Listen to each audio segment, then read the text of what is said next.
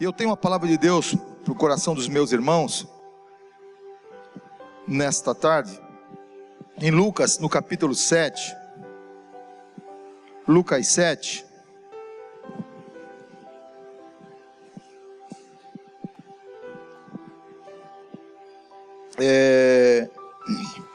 que diz assim, Lucas 7,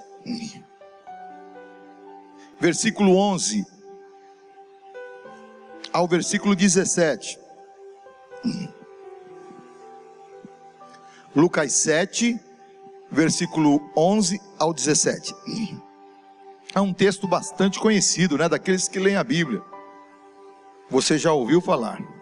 E aconteceu pouco depois, falando de Jesus, ir ele à cidade chamada Naim, e com ele iam muitos dos seus discípulos e uma grande multidão. E quando chegou perto da porta da cidade, eis que levavam um defunto, filho único de sua mãe, que era viúva, e com ela ia uma grande multidão. E vendo-a, o Senhor moveu-se de íntima compaixão por ela, e disse-lhe: não chores. E chegando-se, tocou o esquife, ou caixão, e os que levavam pararam, e disse: mancebo, jovem, a ti te digo, levanta-te. E o defunto assentou-se e começou a falar, e entregou a sua mãe. E de todos se apoderou o temor, e glorificavam a Deus, dizendo: um grande profeta se levantou entre nós, e Deus visitou o seu povo. E correu dele esta fama por toda a Judeia e por toda a terra circunvizinha. Amém? E o tema desta noite que eu quero trazer aos meus queridos irmãos é: Jesus vai mudar a tua história. Amém? Jesus vai mudar a tua história. Glória a Deus. Este milagre de Jesus aconteceu depois de Jesus ter curado os servos do centurião, porque Jesus estava em Cafarnaum. E ali em Lucas 7, no começo do capítulo, versículo de 1 a 10, fala a respeito da cura do servo do centurião, quando aquele centurião disse para Jesus: eu não sou digno que o Senhor venha à minha casa, fique debaixo do meu telhado, eu não sou digno, mas eu tenho uma certeza, dize uma palavra, e o meu servo sarará, o meu servo ficará curado. Eu tenho autoridade para dizer aos meus soldados: a esse vai, ele vai, vem, ele vem. E eu sei que tu tens autoridade. Ele reconhecia que a autoridade que Jesus tinha era maior e era superior a dele como um oficial romano. Ele queria que Jesus apenas liberasse uma palavra: dize uma palavra e o meu criado ficará curado. Aleluia, que fé, amados? E não era judeu, não era criado ali dentro dos mandamentos do Senhor, A pessoa que já conhece as palavras, não conhecia. Mas quando essas turmas foram lotadas para aquela parte de Jerusalém, vieram de Roma e ficaram nesses lugares, eles começaram a ter amizade com o povo judeu, e muitos começaram também a crer no Senhor ali, naquele lugar, crer no Senhor Jesus. Diz uma palavra. Jesus, nesse momento, falei a respeito, aqui o tema é a respeito desta viúva de Naim, mas Jesus estava em Cafarnaum. Cafarnaum era o centro do ministério de Jesus, e pelos registros bíblicos, em Cafarnaum, Jesus operou aproximadamente 15 milagres. Isso é o que se você começar a enumerar, aproximadamente ali uns 15 milagres. Mas em João capítulo 21, quando você lê um dos últimos versículos, não sei se é o último ou é o penúltimo, capítulo 21 do Evangelho de João, no versículo 25, fala que Jesus fez muitos outros milagres que não foram registrados. Olha só o que diz no capítulo 21 de João, o Evangelho, e versículo 25: há porém ainda muitas outras coisas que Jesus fez, e se cada uma das quais fosse escrita, cuido que nem ainda o mundo todo poderia conter os livros que se escrevessem. Amém. Imagina só, amado, o que foi escrito foi para registro, para que tivéssemos o conhecimento das obras do Senhor Jesus, e através da sua palavra, tivéssemos fé no seu nome, crer no seu nome. Mas, muito além daquilo que foi escrito, foi realizado. Imagina só, Jesus operava milagre praticamente todo dia, de manhã à noite, era doente, era doente, era doente, era doente. E com Jesus era diferente, né? Ninguém saía com mão vazia. Aleluia. Jesus nunca despede ninguém de mão vazia, né? Jesus é maravilhoso. E devido a tantos milagres que aconteceram no ministério, o centro do ministério ali em Cafarnaum, essa região tinha que dar mais valor a isso. Eles não deram. Não é porque Jesus opera muito num lugar, é porque aquele povo dá valor. Eles tinham que dar. A Bíblia diz que Cafarnaum, ela foi repreendida severamente por Jesus. Quando você vê em Mateus no capítulo 11, versículo 23, Jesus repreendendo essa cidade, 23 e 24, olha o que Jesus falou: e tu, Cafarnaum, que te ergues até os céus, será abatida aos infernos, porque se em Sodoma tivessem sido feitos prodígios que em ti se operaram, teria ela permanecido até hoje. Porém eu vos digo que haverá menos rigor para os de Sodoma no dia do juízo do que para ti. Olha que palavra dura, né, de Jesus. Mas é para um povo que receberam muito de Deus. A porção foi muito grande dada para eles. Isso aqui, Cafarnaum, a gente pode se referir àqueles que conhecem o Senhor, aos servos de Deus. Então o rigor é maior, amado. Mas todo mundo faz. Mas nós conhecemos a palavra, e quando você conhece a lei do Senhor, você já não é mais inocente. Você já não é mais inocente. Então o rigor é maior. E por que o Senhor me cobra? O Senhor cobra da gente mesmo, porque nós conhecemos, porque fomos chamados. O rigor é maior mesmo. Olha, Cafarnaum, você te ergueu até o céu, mas vai ser abatido até o inferno. Porque em Sodoma, se tivesse feito os prodígios que aconteceram no meio de ti, ela teria permanecido. Sodoma, que foi terrível. Então, há um rigor muito grande de Deus para aqueles que conhecem, para aqueles que já conhecem a palavra do Senhor Jesus. Há uma cobrança, sim, é de Deus, da sua palavra sobre nós. Por isso que nós, como cristãos, nós temos sim que andar em novidade de vida. Nós temos que ser diferentes, sim. A Bíblia diz que nós somos o sal da terra. O sal para dar sabor, para não deixar estragar, apodrecer. A luz do mundo para iluminar no meio das trevas. O cristão, ele é diferente, sim, porque o Senhor habita dentro de nós. Nós temos uma responsabilidade, primeiro com o Senhor, e depois com os homens, com o mundo, sim. Jesus então sai de Cafarnaum, e caminha, aproximadamente 30 quilômetros, para chegar até Naim, que ficava ao sul da Galileia. Uma viagem longa, porque naquele tempo não era avião, não era de metrô, não era de ônibus. Naquele tempo eles andavam a pé, e a caminhada era longa. 30 quilômetros a pé é longe, mas Jesus de repente está no centro do ministério, está tudo bom, mas como Jesus é Deus, Ele sabe que em Naim alguém estava precisando muito dele. Em Naim tinha alguém que estava precisando muito da sua presença ali.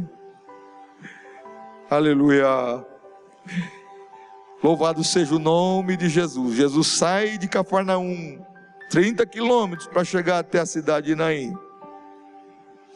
Não contam os registros bíblicos até então que nenhum milagre havia acontecido em Naim. Jesus então ainda não havia estado lá. A Bíblia não mostra registros de que algum milagre havia sido acontecido naquele lugar. Naim tem um significado de delicado, de conforto, de tranquilidade, de calma. Mas o significado deste nome não estava condizendo com a realidade.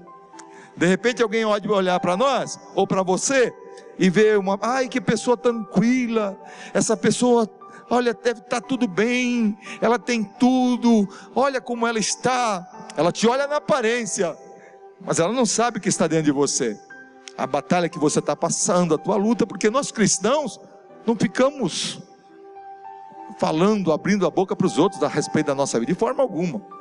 Nossa vida é do Senhor, e aqueles familiares que estão perto da gente, e alguns amigos que você pode conversar algumas coisas sérias. Mas aquela cidade não estava nada delicada, nada confortável, nem tranquila, nem calma. Aquilo lá estava difícil, estava acontecendo coisas tristes ali dentro. Em Naum, ali Jesus revela o seu poder sobre a morte. Para tu ter uma ideia, pela primeira vez, pela cronologia dos acontecimentos, pela primeira vez, primeiro Jesus ressuscitou o filho da viúva de Naim, depois Jesus ressuscitou, segundo os registros bíblicos, a filha de Jairo, e depois, por último, foi o Lázaro ressuscitado, segundo os registros. É claro que Jesus, não contando os milagres que aconteceram, que não estão registrados, porque nós podemos falar aquilo que foi registrado. Então nós falamos daquilo que o Senhor deixou aqui escrito para nós, né? Jesus então tem um encontro, Jesus vai para Naim e tem um encontro com uma grande multidão que saía da cidade, carregando um morto, trazendo um esquife, trazendo uma mãe, uma viúva totalmente desconsolada. Era uma multidão que vinha trazendo um jovem para ser enterrado. Essa viúva, ela não chorava a morte do seu filho sozinha, havia uma grande multidão também com ela, compartilhando a sua dor. Sabemos que no meio dos enterros tinha os flautistas, tinha as carpideiras eram aquelas contratadas para chorar, aquele grupo de carpideira, né? Mas ali tinha alguém chorando de verdade, né? Tinha alguém triste de verdade, que era aquela mãe. Se alguém estava machucada e destroçada, aquela mãe. E naquela época, escute bem, era costume dos judeus enterrar os seus mortos no mesmo dia da morte ou no dia seguinte, mas fora da cidade. Não era permitido enterrar dentro da cidade, segundo a lei.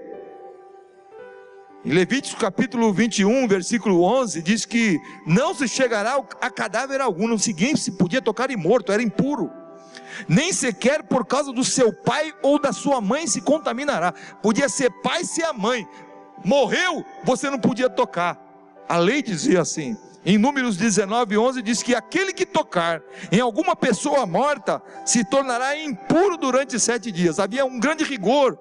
Então a pessoa morria, logo era levado para fora da cidade e lá ser enterrada, para que o povo não ficasse contaminado. Era uma ordem na lei dada a Moisés. Havia um costume também em que qualquer pessoa ou multidão que visse um cortejo, veja bem, você está vendo um cortejo fúnebre, você não podia simplesmente só ficar olhando. E havia um costume que você tinha que acompanhar também aquele cortejo fúnebre. Então imagina só, aquela grande multidão que sai de Naim para enterrar aquele jovem com aquela mãe viúva, encontra-se com a multidão que estava encabeçada por Jesus. Jesus vinha à frente de uma grande multidão, ou rodeado de uma grande multidão. E pela tradição, essa grande multidão que vinha de fora com Jesus devia acompanhar também aquele enterro. Esse era o costume deles. Mas Jesus vinha a Naim, não para um velório, não para o enterro. Jesus vem para Naim, não para ver um morto, para trazer uma consolação para uma mãe que perdeu o seu filho. Jesus vem para Naim, para mudar a história de um jovem, para mudar a história de uma mulher viúva. Jesus vem para mudar a história de uma cidade. Glórias ao nome do Senhor, aleluia, glória a Jesus. Jesus não vem para acompanhar o cortejo fúnebre, para bater nas minhas costas. Ele era uma boa pessoa, né? Ele era um homem bom. Jesus não veio para acompanhar. Jesus não veio para se solidarizar com a família que perdeu. Jesus veio para mudar a história daquele moço que tinha morrido. Jesus veio para mudar a história daquela mãe que tinha perdido seu único filho. Jesus veio para mudar toda a história de uma cidade que ainda não tinha conhecido o poder do Senhor Jesus. Glória a Deus. Jesus não chega para ser mais um. Jesus não chega para fazer companhia. Jesus, muitas pessoas estão se apropriando de Jesus como se fosse uma religião. É um pé de coelho. Jesus não é religião. Jesus é Deus. Jesus é o Filho de Deus. É o único que pode salvar. É o único que tem poder para curar. A Bíblia diz que Ele tem poder nos céus e na terra.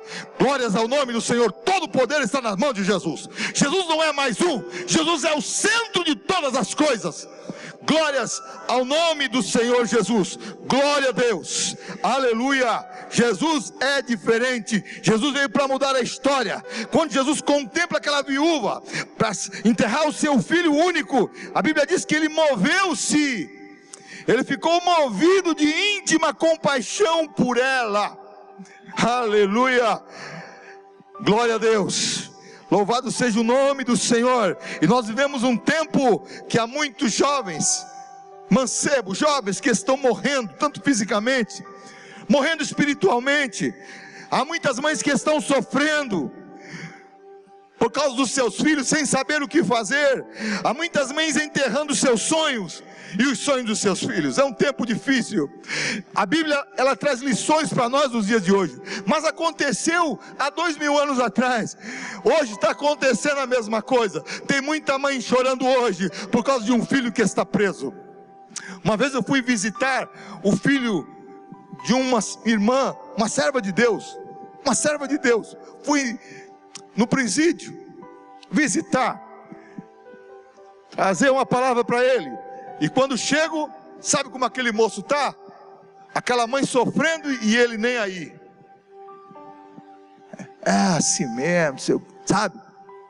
Até o colega que estava comigo repreendeu ele: rapaz, como é que tu pode estar desse jeito quando tu tem uma mãe lá chorando por você, rapaz? Nós fomos fazer um trabalho tanto jurídico ali, quanto também uma visita, trazer uma palavra. Como é que você pode estar desse jeito? Tem uma mãe lá. Tem muita mãe chorando por causa dos seus filhos. Tem muitos jovens morrendo sem Jesus, morrendo tanto fisicamente e espiritualmente, afastado de Deus. Os dias são maus mesmo, amados. Como trouxe a pastora Yara, nós estamos vivendo um tempo de fim. Os dias são difíceis. Os dias são de batalhas espirituais. É batalha mesmo. Você que é mãe, tem que orar mesmo pelo seu filho e pela sua filha. Pastor, mas eu já orei por ela. Estou orando pelo meu filho. Eu já orei, entreguei na mão de Deus. Entregou, mas tu tem que orar mais.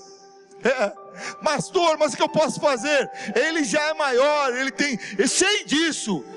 A culpa é dele, a responsabilidade é dele, mas a oração é sua, e a tua oração tem que ser incessante. Tem que haver jejum da tua parte, sim, pela vida daquele que saiu daqui, de você. Não é simplesmente entregar, já fiz a minha parte. Não, porque Deus vai cobrar, vai. Tem que orar. Tem que jejuar, tem que separar um dia para orar pelos teus filhos. Pastor, não estou acostumado com isso. Mas tem que se acostumar. Quando você colocou aquele filho no mundo, você tem responsabilidade e autoridade espiritual sobre a vida dele. Não pode simplesmente largar à mercê. Ele já é maior, já falei. Muito bem, continue falando, continue ensinando, mas continue orando. Tenha um dia, marque um dia na semana para jejuar pelos teus filhos. Ah, pastor, eu nunca fiz isso. Mas vai fazer a partir de hoje. Jejuar, orar pelos teus filhos, para que Jesus transforme, para que Jesus salve, para que Jesus liberte. Glória a Deus. Essa é a função daquele que foi chamado pelo Senhor. E nós estamos vivendo um tempo de muitas vidas morrendo, se acabando. Ah, amado, precisamos buscar mais a Deus. Sim, pastor, mas eu não tenho culpa. Não tem mesmo, amada. A responsabilidade é dele. Você faz a tua parte, mas a responsabilidade que eu estou trazendo é de você interceder por ele. Eu não sei, quando eu vejo a Bíblia ali no livro de Jó, no capítulo 1, eu não sei o que os filhos de Jó faziam e praticavam, amada. A Bíblia não fala o que eles faziam ou deixavam de fazer, mas eu sei que tinha um pai que orava e sacrificava a Deus pela vida daqueles moços. Tinha um pai que orava e sacrificava pela vida deles. Essa é a função do pai e da mãe. A responsabilidade não é a responsabilidade que você tem, a obrigação, é uma responsabilidade espiritual. Deus te colocou numa autoridade espiritual de você interceder por ele ou por ela. Glória a Deus. Às vezes você não está sabendo, mas o teu filho ou tua filha está à beira da morte, e você tem que orar. Laços da morte são quebrados quando tem uma mãe orando, quando tem um pai orando. O filho é rebelde, a filha não dá ouvido à voz de Deus, mas tem um pai orando, uma mãe orando, e laços de morte são quebrados nesta hora. Minha querida irmã, meus queridos irmãos, clame pela vida dos teus filhos, jejue por ele, para que o Senhor converta, salve eles, para que eles tenham um encontro com Deus. Aleluia. Mas eles já são casados, já têm família, não importa. Saiu daqui de você, saiu de dentro de você,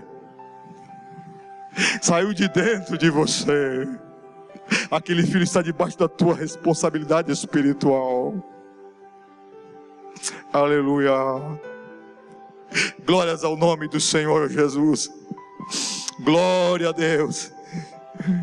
Mas eu já cansei. Não pode cansar. Você pode cansar, às vezes cansa de orar por uma outra pessoa, mas alguém que é a carne da tua carne, teu sangue do teu sangue, tu não pode. Ah, mas ele me rejeitou, mas ele, não importa, não importa, é teu filho, é teu sangue. Você tem responsabilidade diante de Deus, diante daquela vida. Aleluia. Ore, clame, derrame tuas lágrimas, tire um dia para consagrar pela vida deles.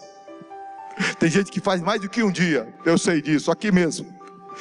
Tire um dia para clamar, para jejuar pela vida deles, porque Jesus tem poder para resgatar e salvar aquele que está perdido.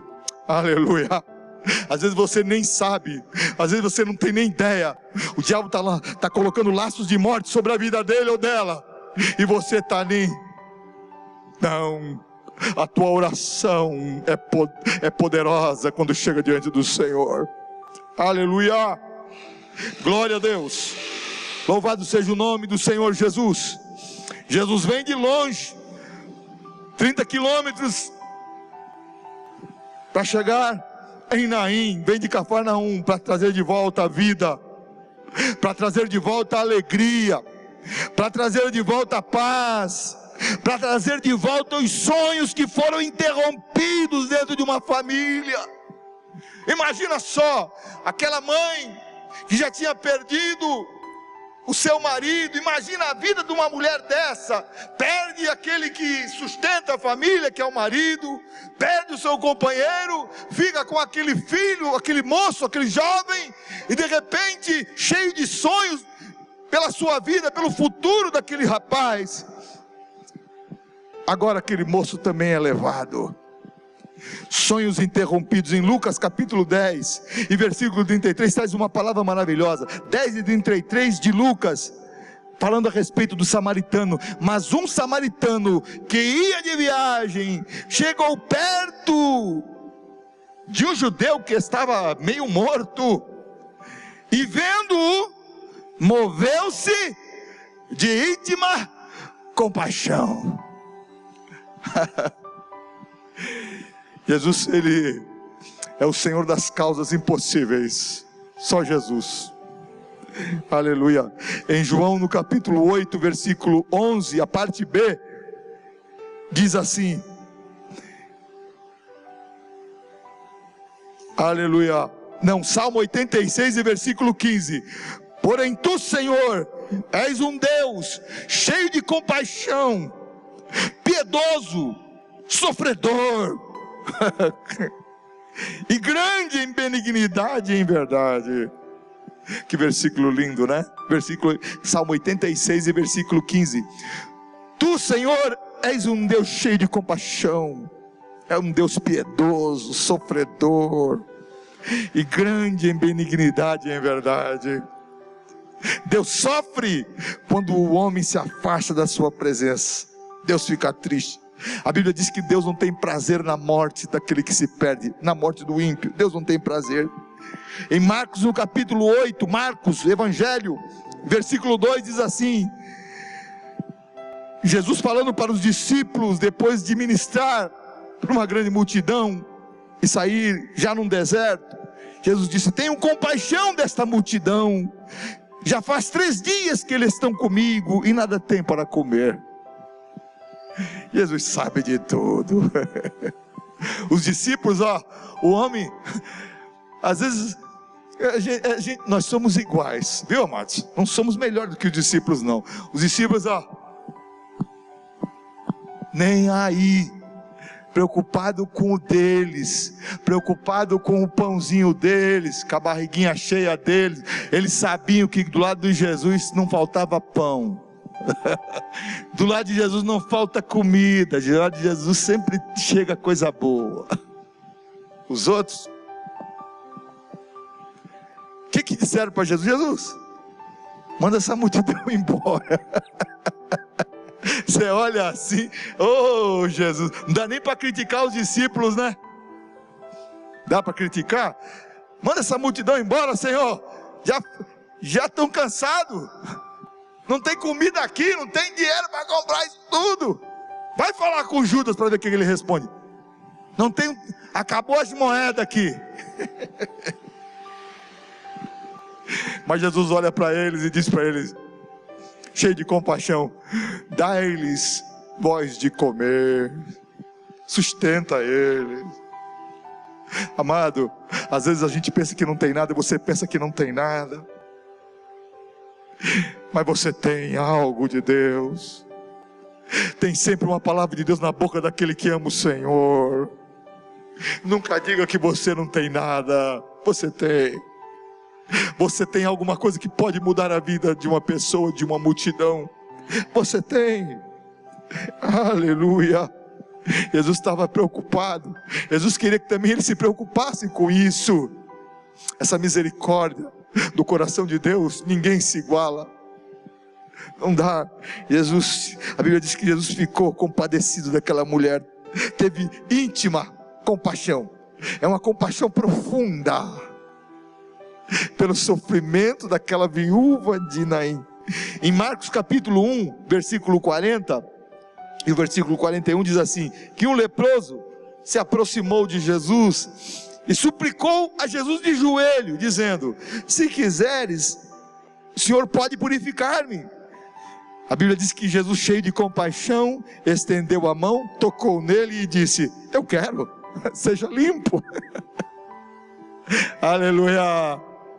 O Deus da misericórdia está aqui nesta noite.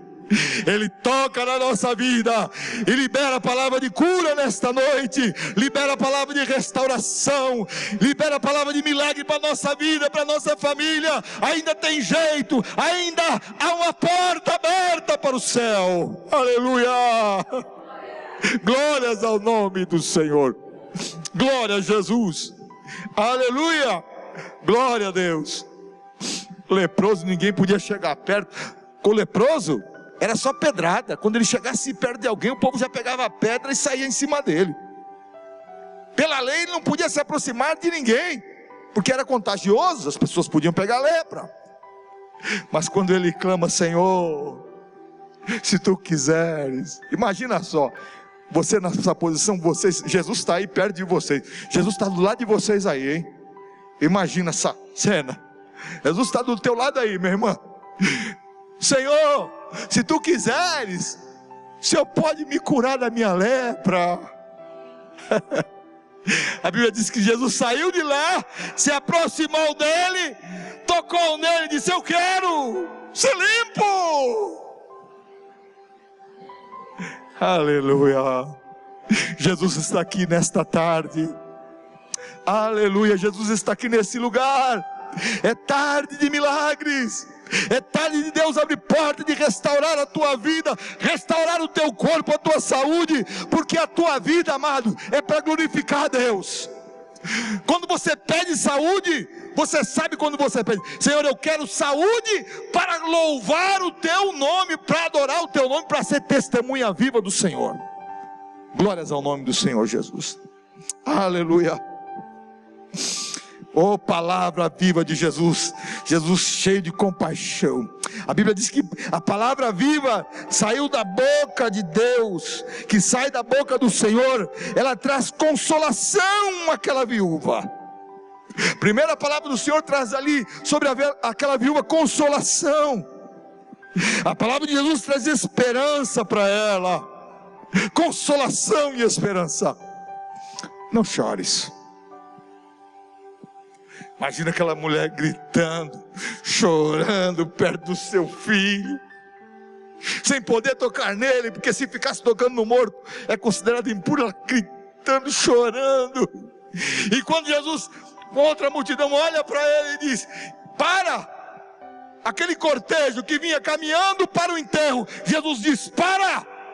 E Jesus nesta tarde está dizendo: basta! Para! Você não vai para nenhum cortejo fúnebre, você não vai chorar o dissabor dentro da tua família, na vida dos teus filhos. Para! Hoje Deus tem milagre para a tua vida. Glória a Jesus, glória a Jesus. Não chores. Essa palavra não era uma palavra de um amigo que está querendo consolar. Não chora não. Mas era a palavra de Deus, a palavra do Criador dos céus e da terra, que está dizendo, trazendo consolação, trazendo esperança. Para de chorar, não chores. Aleluia. Aquela viúva estava toda ferida, cheia de marcas dentro dela, cheia de feridas, carregando a dor. Enterrou o marido e agora vai enterrar o filho, e ela estava vendo muito perto também a sua morte. Eu quero dizer, você não vai morrer. Deus tem plano na tua vida. Deus vai te dar força, Deus vai te dar graça, Deus vai te dar saúde, para você ver o bem do Senhor ainda nesta terra. Glórias ao nome do Senhor. Aleluia. Glória a Jesus. Aleluia. Jesus está aqui nesse lugar. Eu sinto a sua presença. Há um calor aqui natural, mas há um fogo do Espírito Santo nesta noite, aquecendo o coração do povo de Deus.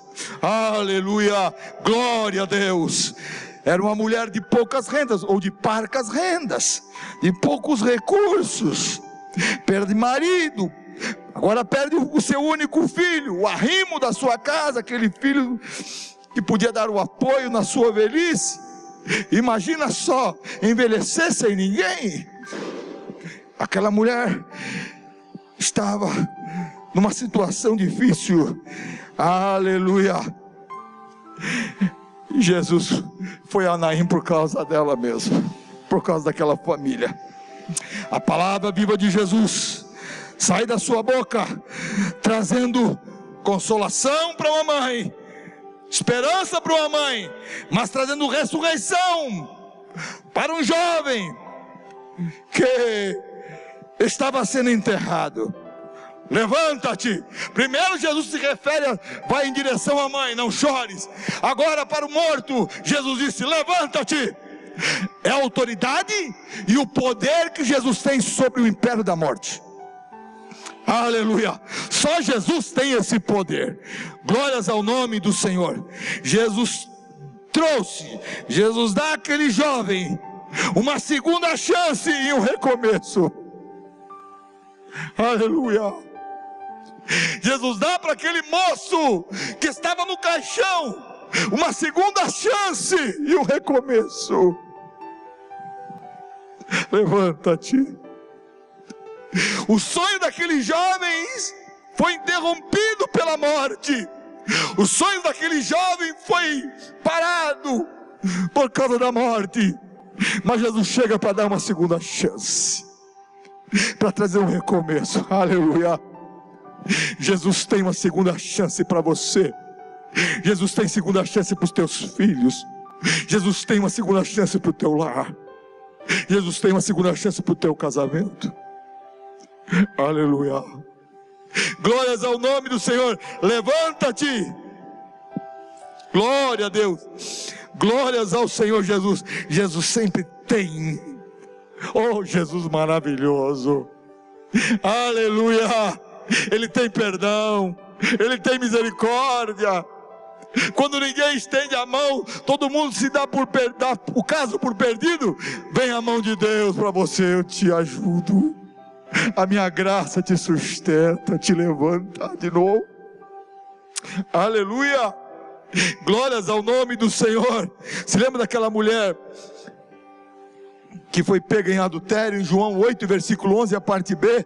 Jesus olha para ela e diz para ela: alguém te condenou? Não, eu também não te condeno, mas vai-te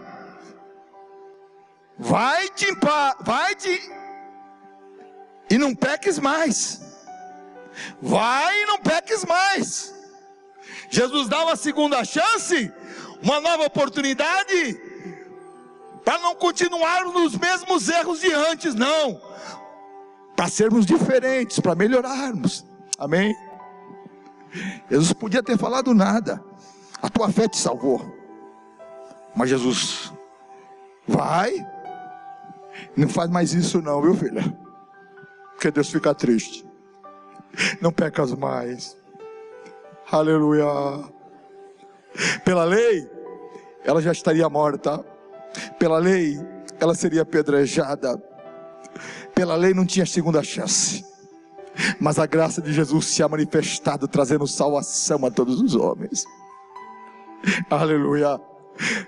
Mas a graça, ela não quer que permaneçamos do mesmo jeito. Recebeu perdão, recebeu a segunda chance, anda direito, não peca mais. Foi a palavra que Jesus disse para aquela mulher em João 5,14. Jesus encontrou, se lembra daquele paralítico que foi curado no tanque de Betesda, que tinha 38 anos que ele não andava, paralítico? Jesus encontrou ele, diz a Bíblia em João 5,14, Jesus encontrou ele no templo e disse para ele: você já está são, não peques mais, para que não te suceda alguma coisa pior. Olha só, Jesus ele não alisava não e nem encobria, né? Jesus não colocava capa quente, Jesus falava a verdade. Ele usa de misericórdia, mas ele traz a verdade. Você já está curado? Então não peques mais, para que não te suceda alguma coisa pior. Quantas pessoas foram curadas por Deus e hoje estão longe de Jesus, se afastaram, não deram valor? Mas ainda como cristãos nós oramos para que o Senhor o traga de volta, né, amor? Que Deus traga de volta, que Deus use de misericórdia. Jesus sempre tem uma nova chance. A palavra para aquele jovem, Jesus trouxe a palavra de ressurreição. Levanta-te, moço,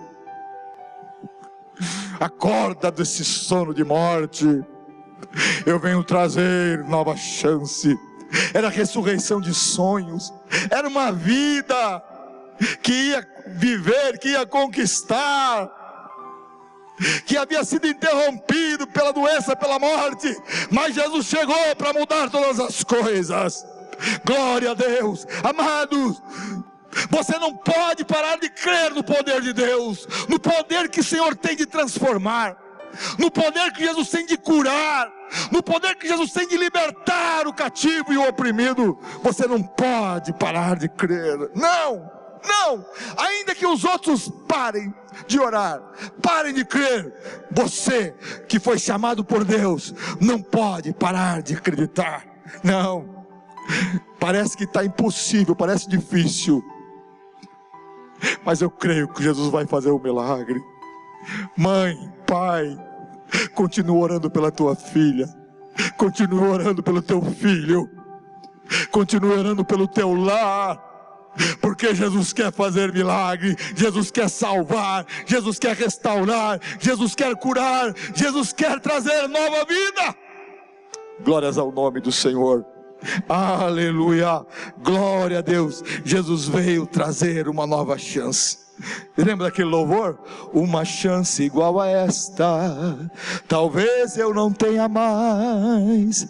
Quero estar em tua presença, nem que seja a última vez. Nem se tiver que gritar, eu gritarei. Se tiver que chorar, eu chorarei. Se tiver que humilhar o meu espírito, assim eu farei. Me dá mais uma chance. Eu quero nascer do teu espírito. Eu quero matar minha carne. Eu quero fazer tua vontade, doce Espírito.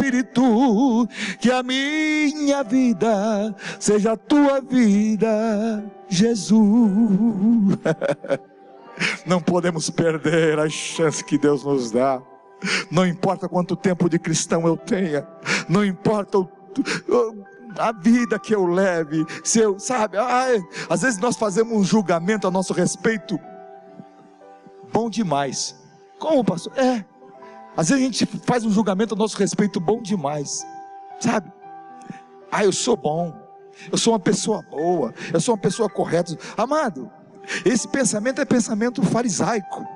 Quando eu pensar assim, eu, pastor da igreja, pensar, eu sou bom, amado, é sinal que eu estou longe.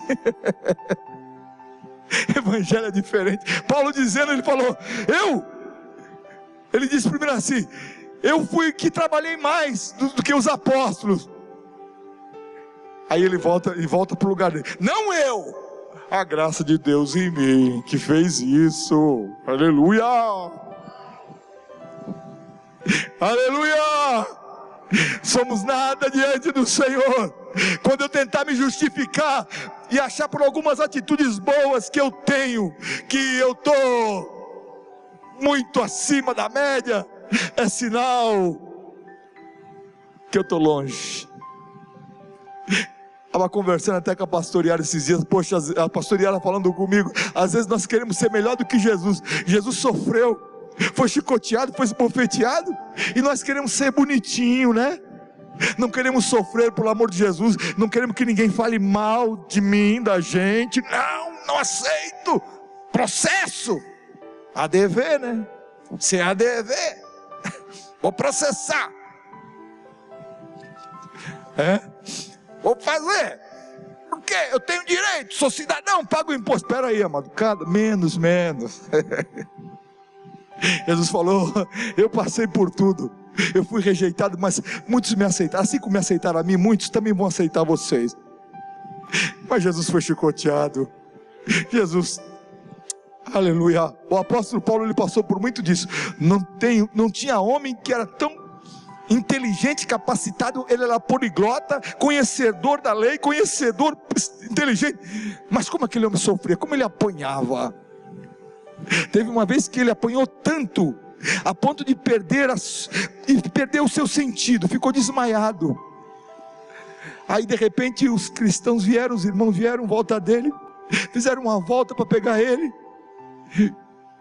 e levaram ele para casa, para cuidar. E esse mesmo homem, no dia seguinte, estava na praça de novo, pregando o evangelho. Às vezes eu e você, nós queremos ser melhor do que esses homens, que deixaram as marcas. Paulo disse, olha, ninguém me inquiete, ninguém vai calar a minha boca, porque eu trago comigo as marcas do Senhor Jesus. Não fica triste não, quando alguém falar mal, porque você é crente. Não fica triste não se ofenda, quando alguém que você considera te desprezar, pelo fato de você confessar o nome de Jesus como teu Salvador. Não fica triste não. Faz parte das marcas que nós devemos trazer no nosso corpo. São as marcas da cruz, são a marca do Evangelho. Às vezes queremos ser melhor. Não, porque eu, direito, tenho condição, sou menos. Jesus sofreu, eu também vou sofrer, por causa do Evangelho. Jesus foi humilhado, também você, por causa do Evangelho. E quando você sofrer e for humilhado por causa do Evangelho, louva o Senhor. Aleluia, porque Deus está se agradando disso. Glória a Deus, glória a Deus. Louvado seja o nome do Senhor Jesus. Jesus veio devolver àquele jovem os sonhos que foram interrompidos pela morte, como aconteceu com Lázaro em Evangelho de João 11:25. Estou encerrando. Jesus disse: